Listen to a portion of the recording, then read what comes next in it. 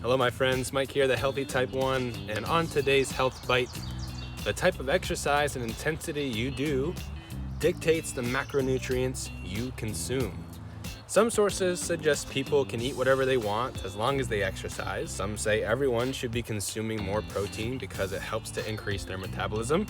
Some suggest too many carbs are at fault for added weight gain. Some say it's the fat content that should be looked into the most. But what it truly comes down to is your movement and nutrition. And you have to ask yourself, what kind of athlete or exerciser am I? Do I go to the gym and do 30 to 45 minutes of cardio and strength train a few times each week? Do I run 5+ miles each day? Do I strength train almost every day for multiple hours? Do I hardly move and expect a fad diet to do all the work for me? Sorry, not sorry. Had to throw that one in there. Whatever your intentions are for each week, you have to identify what you actually do for your movement.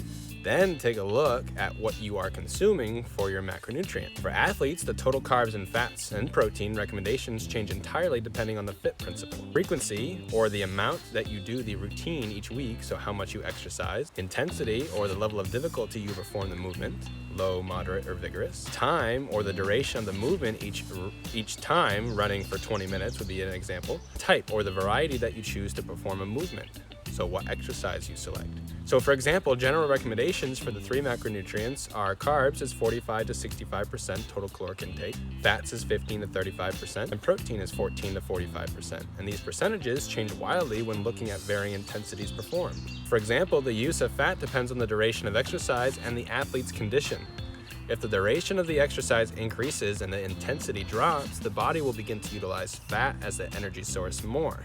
For moderate exercisers, however, about half of the total energy expenditure comes from free fatty acid metabolism. The other half of the energy generally comes from glycogen production from the muscles and the liver. Protein can be used to help convert non-carb sources into glycogen, known as gluconeogenesis.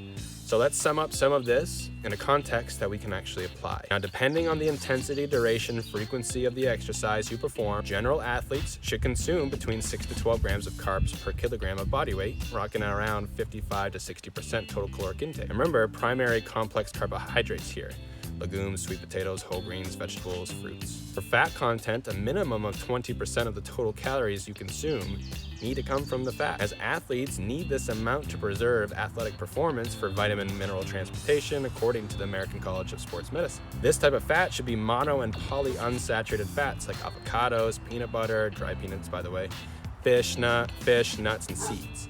And do your best to avoid saturated fats. Peer-reviewed evidence-based research continues to suggest this type of fat is harmful, and that includes coconut oil. And as for protein, a reminder that protein is and rarely should be used for energy production, as this macronutrient gets digested and broken down into amino acids, the building blocks for tissues, enzymes, hormones, and everything. And most athletes can get away with 1 to 2 grams per kilogram of body weight.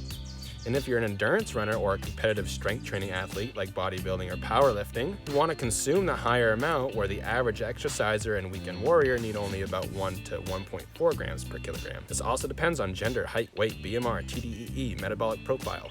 If some of those are concepts that sound new to you, just ask me. But to keep this relatively short, I'll save those for another discussion. So as always, my friends, if you need further explanations, more research, or just someone to talk with about this stuff, drop a message below or shoot me a DM. Otherwise, I will see you next time. Take care of yourselves and help others in any way that you can. Cheers.